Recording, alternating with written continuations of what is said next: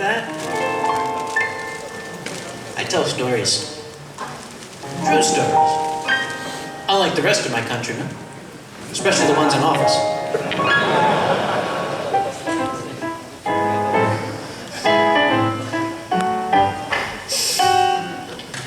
Typically, I tell stories about places I've been, people I've met, shit that's happened to me, wine that I've consumed. Those are short stories. But I got to thinking, the theme this year is fractures in time.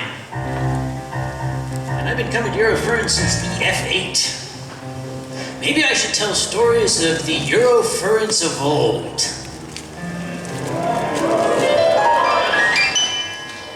I'll take that as a yes. Usually starts out with a glass of wine in one hand and the phrase, "Let me tell you a story." Usually spoken in a slurred American accent like, "Let me tell you a story." No shit, there I was. It was in 2002 or some ungodly time like that. Thank you for that. That's the going back to the past. Yeah, yeah. 2002, I got an email from this guy who had what I believed to be the greatest name in furry fandom. I immediately wanted to meet this man. When I got an email from somebody named Sven Tegedoff, I'm like, oh, he and I have got to be friends. He said, why don't you come to Eurofurence? I said, oh, you mean the one that's in a different European Union nation every single year and bops around Europe? And he said, something like that. So I said, sure. And they had a nice website. You see, I'm the chairman of a very, very large convention. It was a big convention back then. And every convention has a theme, right? And you try to do something that's kind of in line with the theme. And as I was on the plane to Germany, I thought, this is gonna be fun. I wonder, since this is such a cute, tiny little convention, I wonder if they're gonna do anything in line with the theme. And their theme that year was nice. It was on the website, the FIA, the Furry Intelligence Agency. I said, well, that's adorable. Somebody make a noise out there if you remember the FIA. Thank you, 12 people. As I said, it was small back then. Here's the trick. They're still around. You just don't know it. Yes, the FIA, a secret branch of the German government that was designed to kind of monitor the activity of these strange animal people out there. And they were bringing in a noted American scientist and expert on these creatures. So I arrived at the airport. Coming from the United States very shortly after an unfortunate period of my country's history, I was wondering what the security was going to be like. And when I got to passport control, there was a German gentleman there who had no eyelids. Or at least, he might have had eyelids, but he could see through them. Because he was sitting there like this. And I walked toward him, he said, yeah. I got my passport out, so I said, yeah, welcome. Oh, he had a night, didn't he?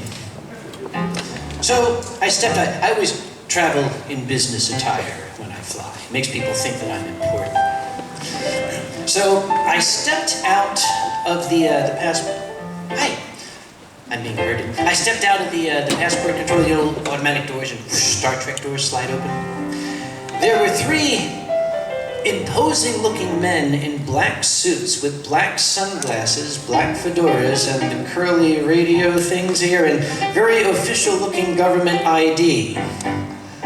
And I thought, that's nice. I just kind of started to go around them, and one of them stepped in my way and said, "Dr. Convey?" I said, "Yes. I really hope you're at the convention." He said, "Come with us, please." And they picked up my bags, one in front, one to the left, one to the right. They marched me out of there, but this is Frankfurt Flughafen. Out of the airport, there was a vintage silver Mercedes-Benz limousine out there with a red carpet leading up to it, two more of these black-clad individuals with the sunglasses looking around suspiciously like this, and a black SUV, front and back, with the FIA logo on the doors. And that limousine had flags mounted on the fenders, the German flag on the right, the FIA flag on the left. And I walked up, and I was greeted by a guy with a big dog who's like, "Grr, grr, I'm watching you, yeah." I looked in the back seat, there was a box of Cuban cigars. We can't get those. On the back seat. They opened the door and I got in, and in perfect synchronization, these two black SUVs and limousine pulled out and around the ramp and onto the Autobahn. And the flags were flapping like this, and the SUVs were very close front and back. It must have made quite a spectacle, because I'm sitting in the back, kind of toward the driver's side, and I would see people would pull up, and I would see from the corner of my eye, they were kind of pacing, looking, and I would just do this, and they'd back up.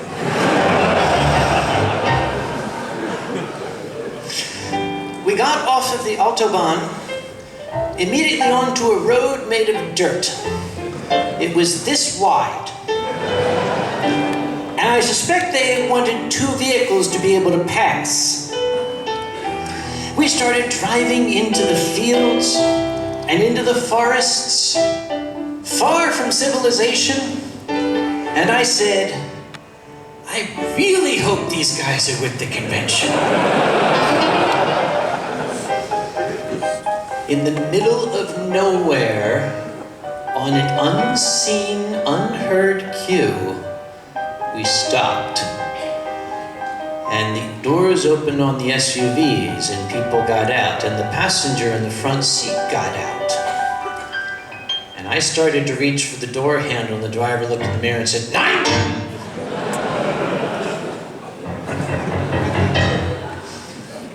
We're at the convention, right? They opened up the back of the SUVs and got out German police light bars and put them on the roofs of the SUVs and activated the sirens and brought me into the Khan site, which was a little youth hostel located in Siberia. Thank you. Pulled me up where there was another red carpet waiting. And I got out, and a gentleman came up, snapped to attention and saluted, and I returned his salute. And he took me inside this red carpet to meet the immortal, the amazing Sven Tegetorf, Cheetah to you and I. And I walked up and I said, "Dude, you win! I can't top this!" Cheetah and I have been the best of friends ever since. But I kind of made it my mission. Okay, they showed me up. Now I need to do something to out-cool the Germans. We did that once, I'm gonna do it again, okay? Some of you got that. All right, anyhow. I don't want to laugh. We were in a hotel in Philadelphia, and it was not long afterward that we moved to a big, gleaming glass palace of a convention center. And it was gorgeous. It's a huge step for furry conventions. I had to call up Sven. Hey, Hey Sven, it's Kage. You know, I'm having my convention at a huge, gorgeous convention center next year. And he said, oh, we're having ours in a castle.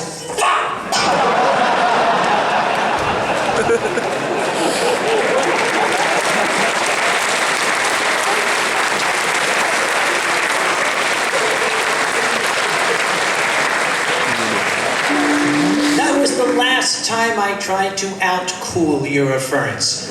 I couldn't if I wanted to. I would miss Anthrocon before I would miss Eurofurence. Because my staff doesn't give me this. I didn't even ask for this. They just knew somehow that I would want it. I was explaining to somebody once, by the way. In the first FurryCon panel, hi pup, you're dragging your, turn around, the cord, yeah. Years ago, I saw a fursuiter like this one, sitting in a chair, kind of sitting very still, and his chest was rising and falling in a somewhat exaggerated fashion.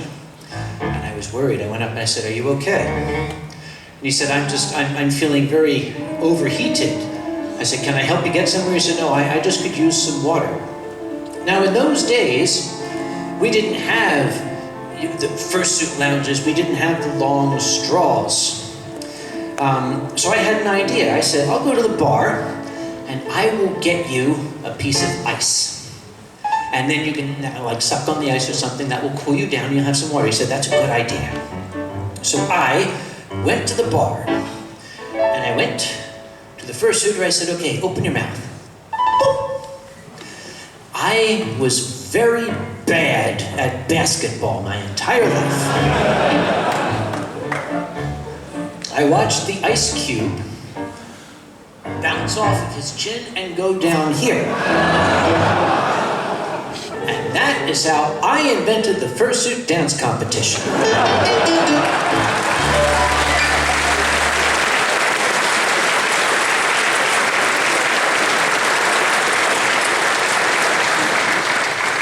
Getting back to EF, that was spectacular. EF8, that was, my first Eurofurence. And it was amazing. Such a small convention, but people who worked so hard, put so much of their heart and soul into making this happen. I even learned something. I spoke no German back then. I knew Ja and Nein, and I didn't know which one was which. I learned all of my German from watching Hogan's Heroes. Kids today. So I was very confused when I heard a word that I did not understand. Security was very, very active one morning when I woke up. And, okay, as a convention organizer, when security is very active, what's going on? So I'm running around, like, what's the problem? There was something that was agitating them. So I stopped the security guy, I said, what's wrong? And he said, Kaus. I said, Kaus? Kauskinski? Kaus? Was ist Kaus? He said, Kaus, moo, moo, moo. I said, what? And I looked out, and they had cows. Apparently there was a farm next door, and one of the furries was very curious about the gate and was playing with it and managed to leave it open. And the campsite was awash with cows running through. And I got to watch Eurofurence security pretending to be Texas cowhands at the last roundup. I would have helped, but it was too funny just to watch. They also had a sign outside on the trees, and it was written in English, and it said, do not go fursuiting in the woods. This is hunting season. We are not joking. I thought, this could be tragic and adorable at the same time. I loved EF8. I gave it my best. I wanted to make sure they got their money's worth. I tried very hard, tried to entertain. I think I might have done something right, because Sven contacted me afterward and said, would you come back next year?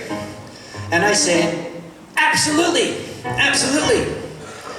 Next year was going to be EF9. There's a reason they call it EF9. Would you like to know why? Remember how I said Eurofurence is supposed to go to a different European nation every year? Well, apparently since I think EF8 or so, it had gotten stuck in Germany. It had been in Germany for several years in a row, and somebody got butthurt over it. Apparently somebody bitched about it, probably the French. I'm sorry, but you guys whine a lot, okay?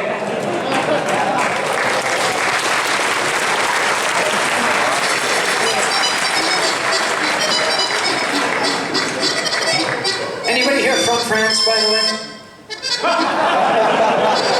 I see a Frenchman here. Bonjour.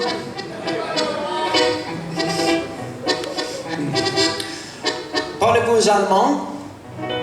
No? You're welcome. Anyway, apparently somebody complained it's supposed to be in a different EU nation every year. Why is it always in the Allemande? So the Germans, they said, it just turned out that way. Okay, if you're complaining, raise your hand, who wants it? And the room was quiet. And then, way in the back of the room, a little hand from the Czech Republic went up. And the German said, okay, Czechia. And everybody else said, 9! Which is why they called it EF9. That's a cheap joke, I'm sorry. And I was very confused. I was watching the message boards, and people were screaming, this is terrible, we're going to boycott the convention, we're not going to go. Primarily Germans being upset at this, I'll have you know. And I thought, what, just because it's not in your backyard, you're getting upset? So I went on the message boards, and I said, guys, I don't see the problem. What is wrong? And they said, we do not want to go to the Czech Republic. I said, you didn't have a problem in 1938.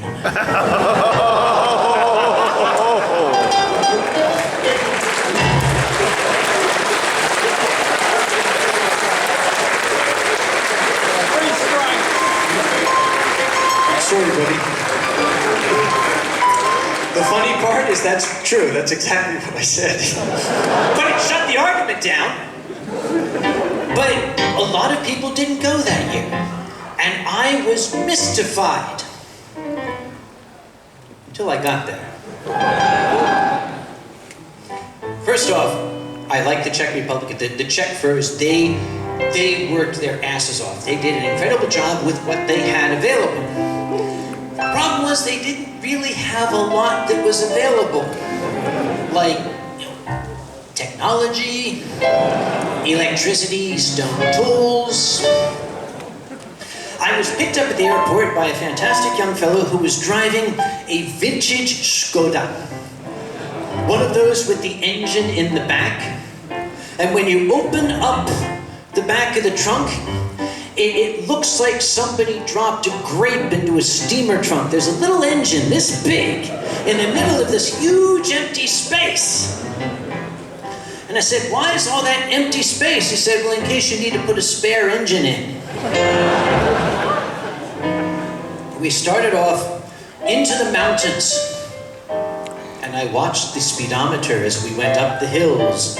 Go down, and as we went down the hills, it went up. As we went up the hills, it went down. And we went up the hills, it went up. And then we got to the bottom of the hill where it was straight for a long way, and I was getting very nervous. We passed farmers who watched us go by with looks of astonishment. And I said to my driver, That's fun. You'd think they'd never seen a car before. And with a straight face, they said they probably haven't. Honest, guys, every story I tell is guaranteed 105% true by the White House itself.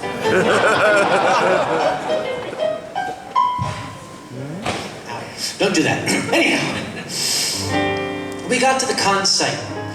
I don't know where they found this thing. It was called, and I'm going to butcher the pronunciation, Sportorio Samopse. A youth camp, a sporting camp that was apparently built in the Stalin era. Because when you drove in, there was a series of gray concrete bunkers. And I said, "What's this?" He said, "This is Eurofurence." I said, "Really? Now I know why they went to a castle." Well, I took my baggage out, and I was shown to my room. A long hallway that went down the center of the bunker had rooms on either side. Little rooms, maybe 2 meters wide by 3 meters long. And the doors had 2 locks, one on the inside, one on the outside. And I said, "Do I get both keys?" He said, "Oh, nobody knows where the keys are." I'll just put my suitcase in front of them. Okay. Does anybody remember EF9? Remember the river? There was a river. They affectionately called it the Toxic River. It ran behind the con site. And I think everything drained into that river. Everything, including the wastewater from Chernobyl. Do you know what Monster Energy drink looks like? That's what the river looked like. I swear on my mother's grave, it was exactly the same color. It's probably the same ingredients, with just slightly more radioactive isotopes. They didn't have a large room for an event hall like this.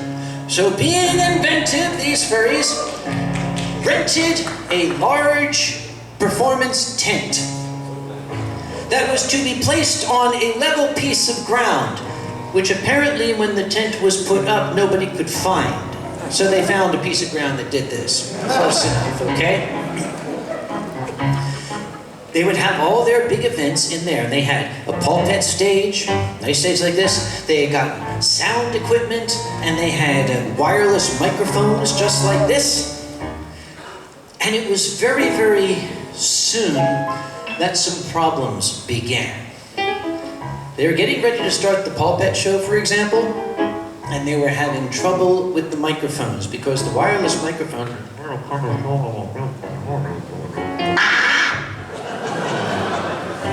And then, so Chita said, "Uncle Kage, do you know how to distract people?"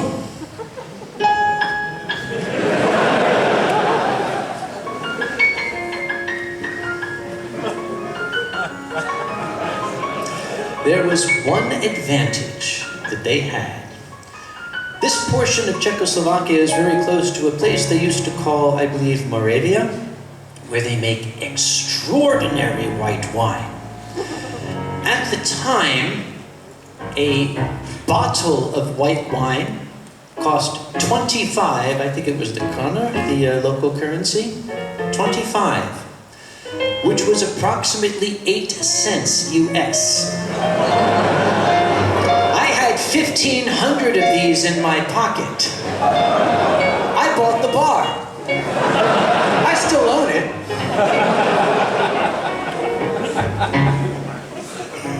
So I distracted people.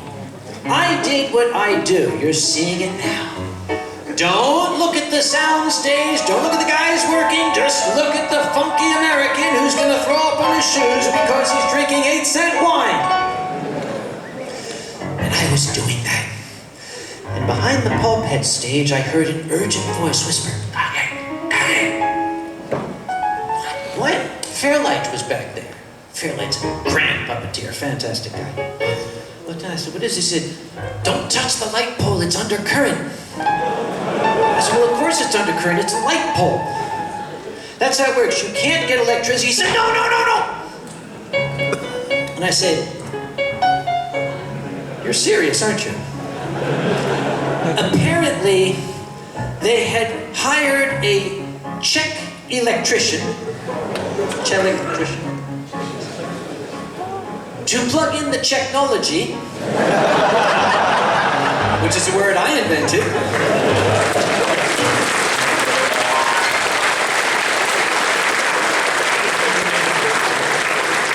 He wired in all 237.5 volts and 75 billion amperages and forgot to ground any of it.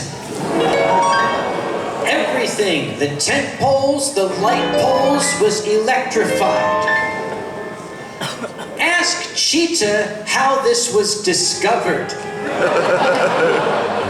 You know what happened to his hair?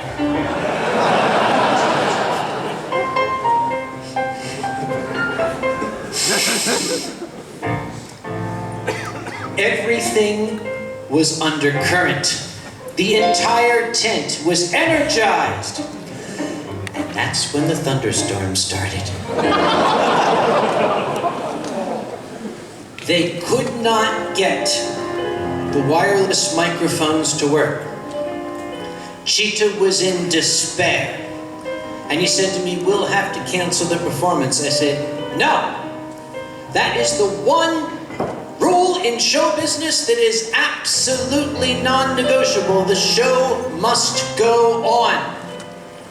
He said, but the wireless microphones are crap. I said, do you have wired microphones? He said, yes, but the sound stage is all the way in the back. I said, so, how long are the cords? And he got a look of revelation on his face. And he said, we might make this work, and maybe no one will die. So they got 6 microphones with wires, and they ran them to the sound stage in the back, and they ran the wires over the shoulders of the audience. And at the intermission, they asked me again if I would distract people. So I took one of these microphones. And you notice I tend to move around a lot? I was having fun making a wave. I'd go like this and people are going... It's like... No decapitations. Everybody had fun. Oh, I left my watch in the States. I gotta keep track of time. Okay.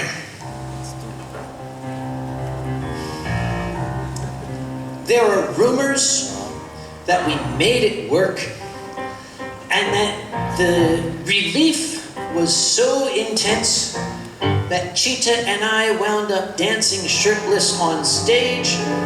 These are just rumors, of course. No photos exist, so you can believe what you want.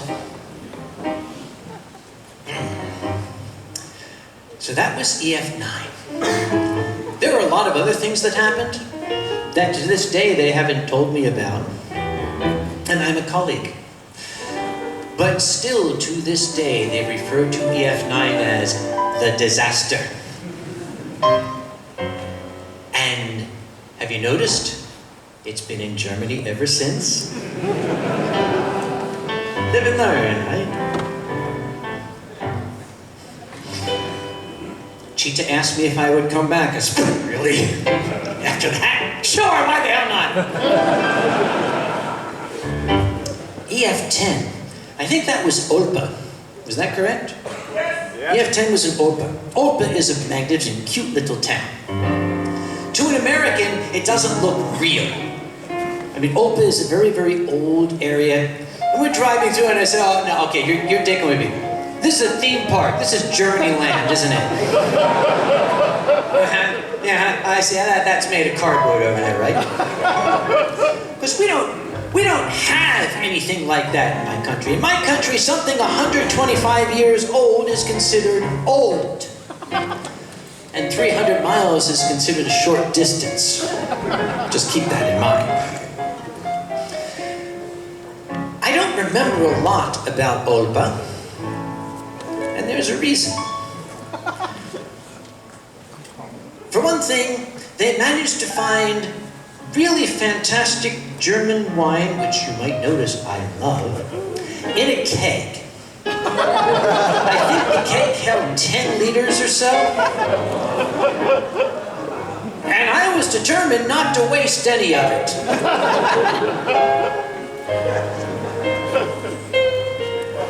So,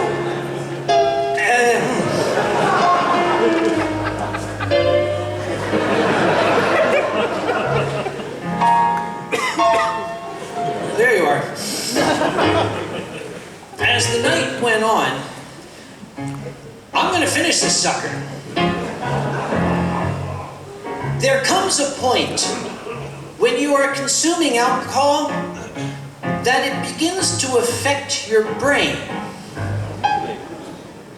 I tend to have a very strong tolerance, but we reached a point where I apparently forgot how to speak English. I could only speak French, and I still can't figure out why that seemed to be. I couldn't remember the English words. Comme ça. There's only one thing that I remember from that night, and that was thinking. Again, it affects your mind. It affects your judgment. They had these large glasses you drink beer from. You know the really big ones you like to drink the beer out of? Steins. Yeah, Steins. I thought it would be a good idea to mix equal parts red wine, Jägermeister, and absinthe.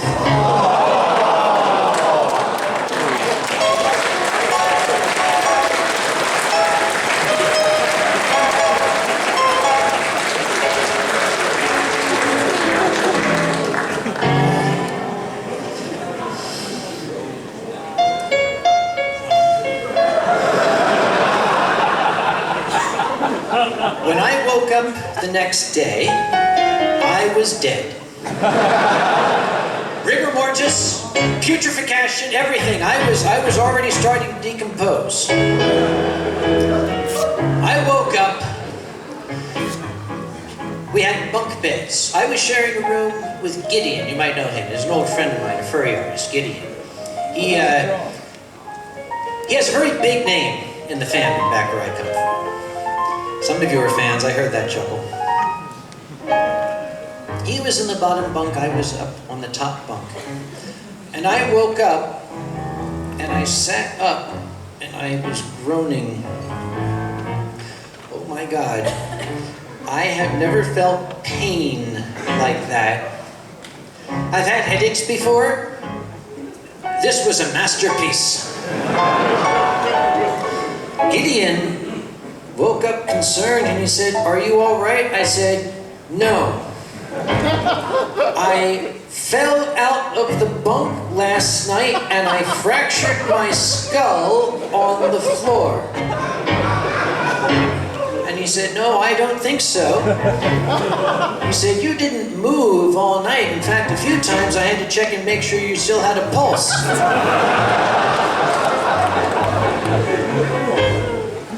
And I tried to move, and the body, having been poisoned by a combination of red wine, Jägermeister, and absinthe, wanted to rid itself of everything that might be left.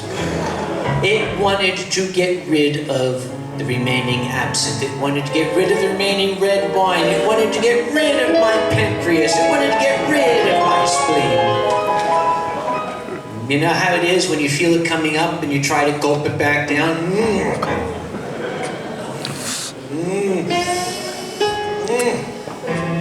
I slid down onto the floor and I went to take a shower. This was the greatest idea. I don't know why we didn't keep this.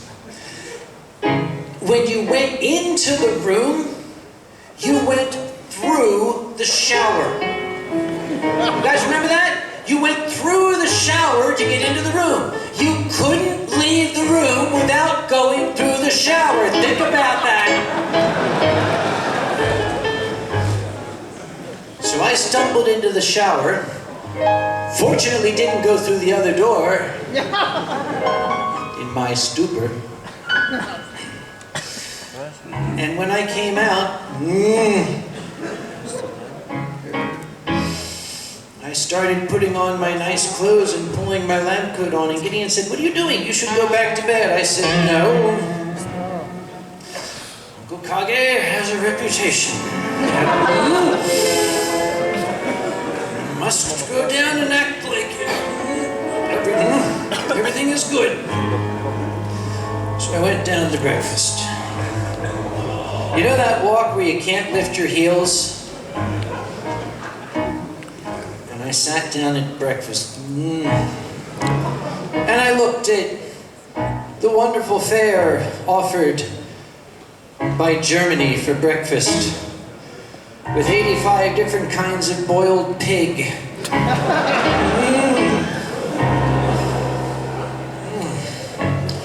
I'm just going to have some coffee. And I poured the coffee, and it was, don't make so much noise. And I picked up the sugar dispenser, my hand was shaking. And that's when I met Thor, the thunder god. Thor, are you out there?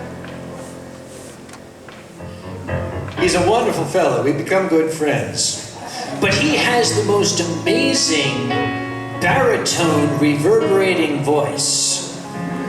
I believe he's from Denmark, because he sat down with me and said, "Oh, is it all right if I sit here?"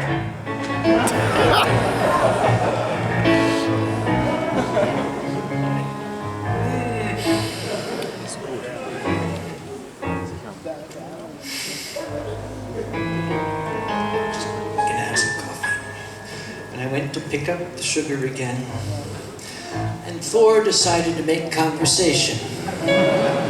"Do you know there are places in Denmark we put salt in coffee?"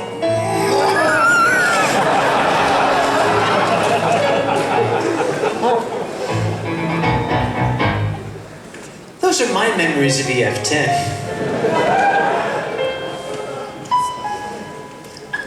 What was the next year? That would be 11. Was that the first year in Nuremberg? EF11. Oh my gosh. EF11. First off, the city of Nuremberg is magnificent. It is beautiful. It is a jewel of classical medieval German architecture. They did such a remarkable job, shall we say, picking up the pieces after our attempts to help them remodel. We're sorry.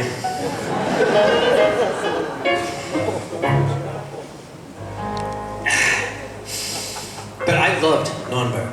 And Nuremberg Castle, that was the castle. Oh, yes. Go for it. I gotta find it. There it is. What? No. Okay, I'm waiting.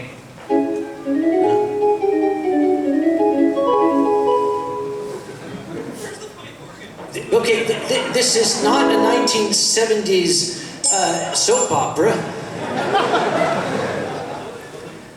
How much have you had to drink? Not enough, here. Not enough.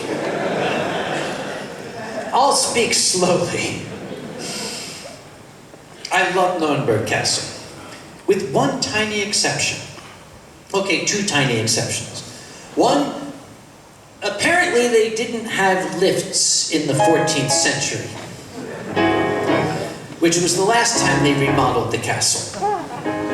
They had installed a lift after our remodeling that was exactly the size of one German, or 2/3 of an American. I mean, you could fit one person up in this thing. And the other was the showers.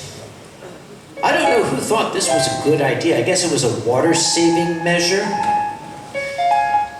These showers had a large button in the wall. You couldn't miss it. It was the size of your palm. You push the button and psh, water, nice warm water would come cascading down for exactly 10 seconds. And then it would stop. You would have to push the button again. And you would get another 10 seconds. The third time, you get a third 10 seconds. But they were wise to that trick. Because the fourth time, it changed. See, there are two pipes in the wall behind that button. One of them is connected directly to the North Sea, whereas the other is connected to the Earth's molten core. When they mix with a sort of explosion of steam inside that button, you get nice warm water. On the fourth push, the Earth's core is cut off. And it's very sudden. There's no, guess what, here it comes. It's, you've pushed it too many times, you're fucked now. I was met with a surprise. A very, very sharp surprise. I am told. See, a lot of times I am not a witness. I have to be told these stories. But I am told a story. Some of my German friends had a room on the opposite side of the castle from mine. And they were jolted out of bed. And they sat up. And one of them said, "What the hell was that?" And another one said, "I don't know. But it was English and loud. It has to be Uncle Kage."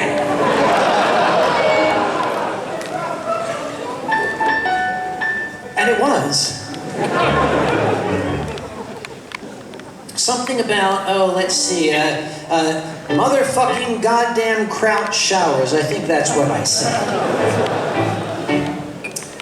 And you would too.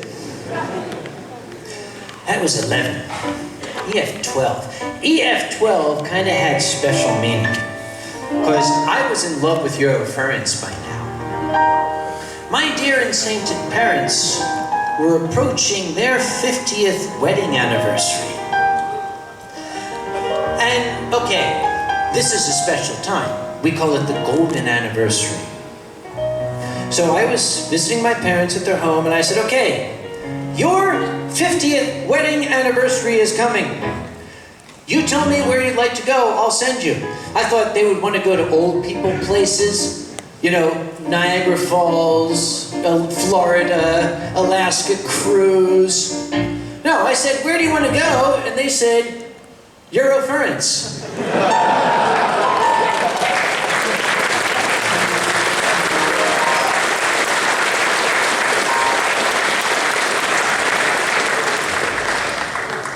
I said, "Okay." So I called up Cheetah. And I said, "Dude, guess what?" And he was thrilled. He was absolutely thrilled. And he said, "I need two things. I need a picture of your parents back when they were first married, and I need to know what song they danced to at their wedding." Okay, the first one was easy. I had that hanging up in my house. But how do you find out what song your parents danced to at their wedding? Do you know what song your parents danced to at their wedding? No, you don't, do you? I had to find out. But how do you casually find out? Say, "Dad, not that this has anything to do with your upcoming golden anniversary, but what song did you dance to at your wedding? I'm just curious." Now, that wasn't going to work. I had to use subterfuge. That's called being sneaky in my language, by the way. My little old mom was working at a little delicatessen at lunchtime. And I went to that little delicatessen. She had a lot of regular customers, older businessmen that knew her. So I kind of stood in the back while she was waiting on her customers. And I started telling her customers about her exciting youth, when she rode with the motorcycle gang, and all of the things that her and her posse used to do, the encounters with the police that they had, her record. She doesn't like her customers knowing about this, so she started throwing things at me, increasingly heavy things.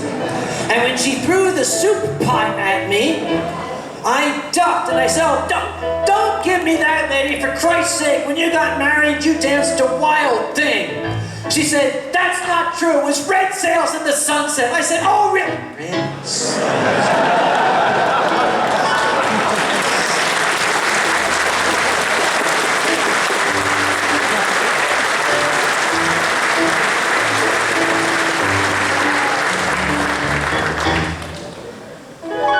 Grandma Kage didn't raise no idiot. So I told Cheetah, and I said, "What are you gonna do?"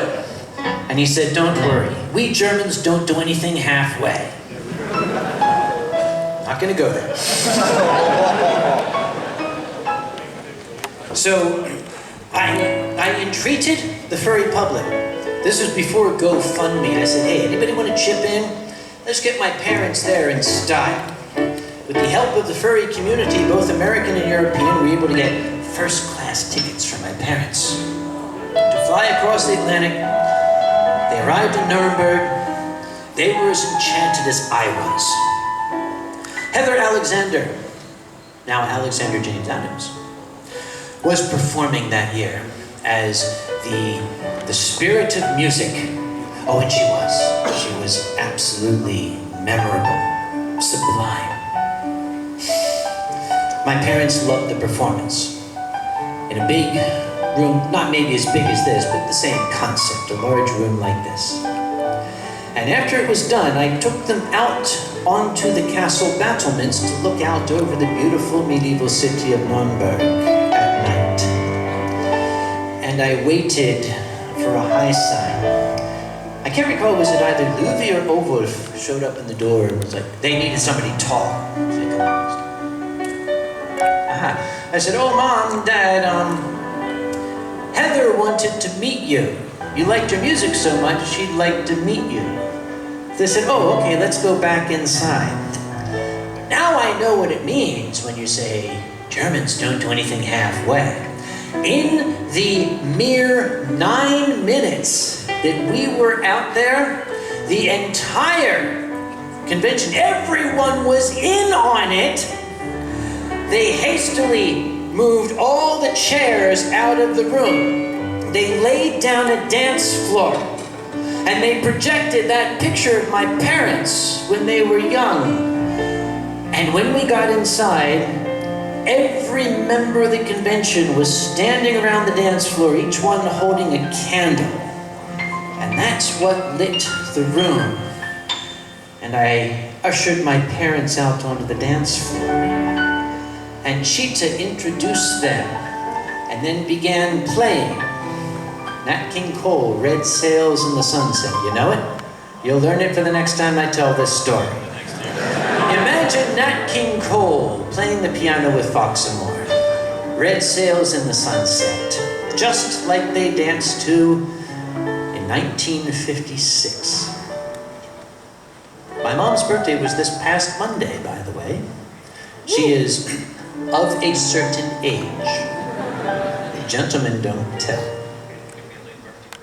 Could be a late birthday present. After Eurofurence, I took them on a first-class overnight sleeper train to Paris.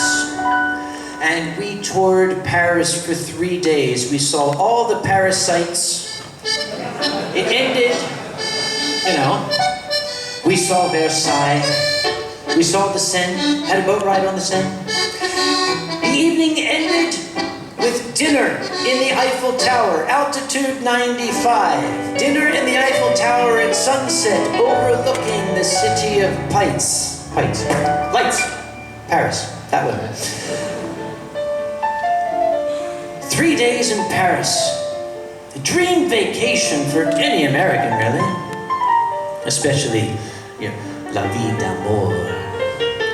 But to this day, many years later, to this day, if you ask my mom about her 50th wedding anniversary, the only thing she talks about is the dance at Nuremberg by candlelight, surrounded by fairies.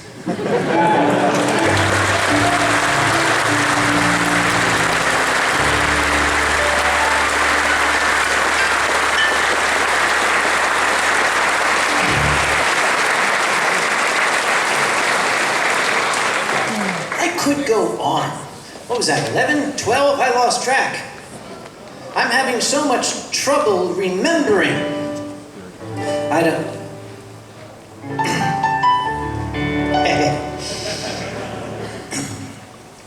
Does anyone have a corkscrew? Hast anyone einen Korkenscrewen? Für die Taken of the Korken from the Flasche? Whoa. Ah! Oh, a Frenchman, hi. Thank you very much. No, he's Swiss. Brief intermission. Fox, keep him entertained. I'll be right back.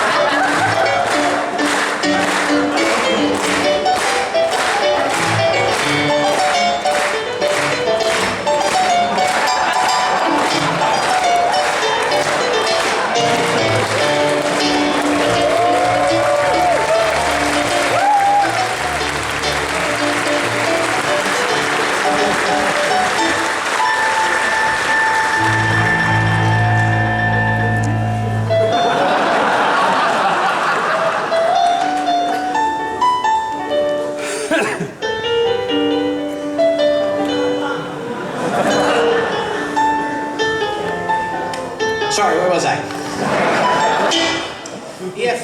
That was 12. Oh, then there was EF-13. No, you can't. Was that the first year at the Ringberg?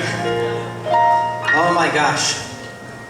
I could do an entire story hour about the Ringberg.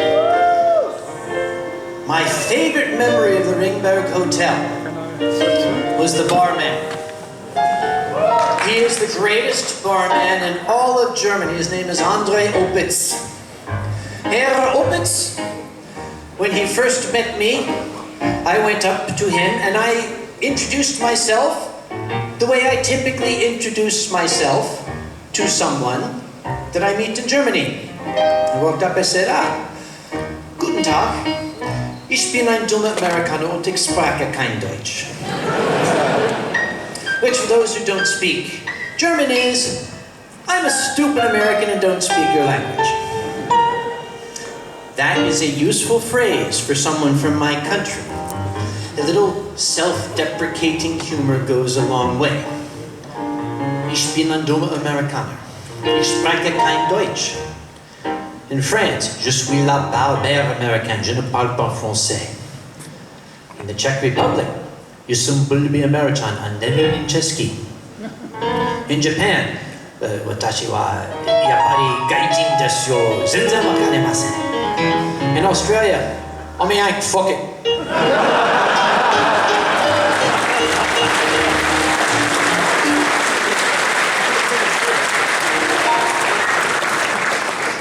I said that to Andre, and Andre, he fell over laughing. He loved it. And every time he saw me from across the bar, Dr. Duma Americano, hello, would you mind? Yeah, it's on the mind here.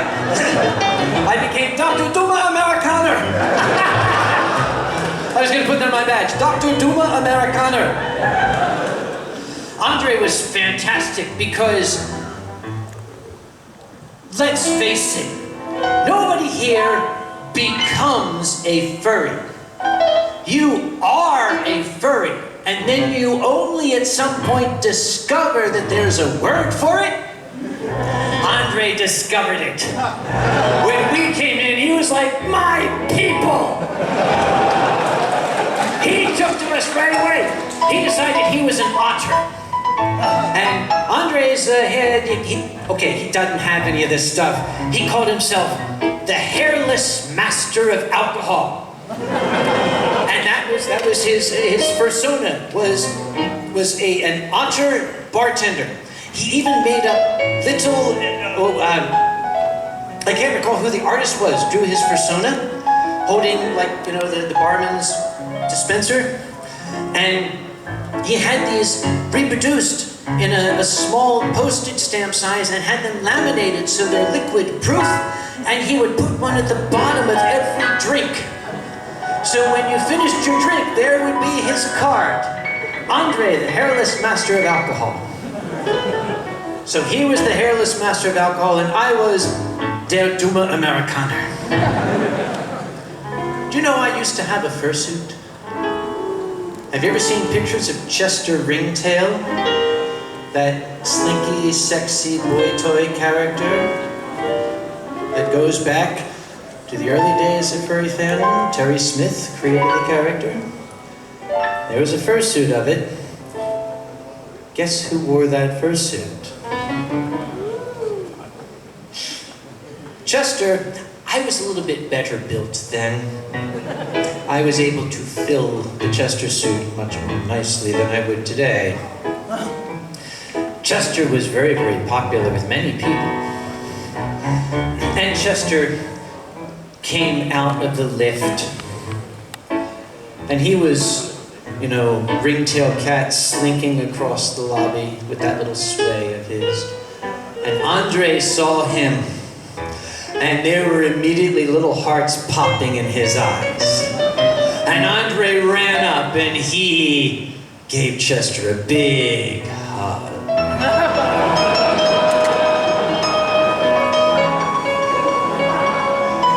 And he got his photo taken with Chester. Whispering in Chester's ear, holding his head on his shoulder. Picture with Chester. Oh, he was smitten. Then he had to go back to the bar, and he kissed Chester on the cheek and started going back. But Chester caught his sleeve and put him up and poked that dainty little muzzle into his ear and said, Duma Amerikaner.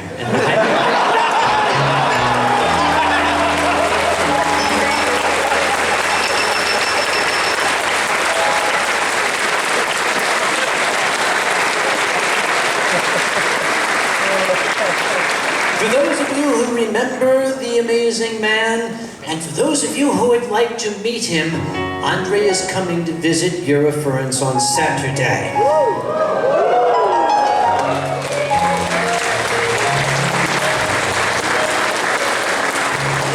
I shall introduce you for a small compensation. There's so many more stories I could tell. The problem is, I've got all this wine, and there's only me to drink it. This is going to be a problem. Not for me, but for you. Because if I drink all this myself, I'm going to fall down. Thankfully, it is all for me, and I am not obliged to share it with anyone at all.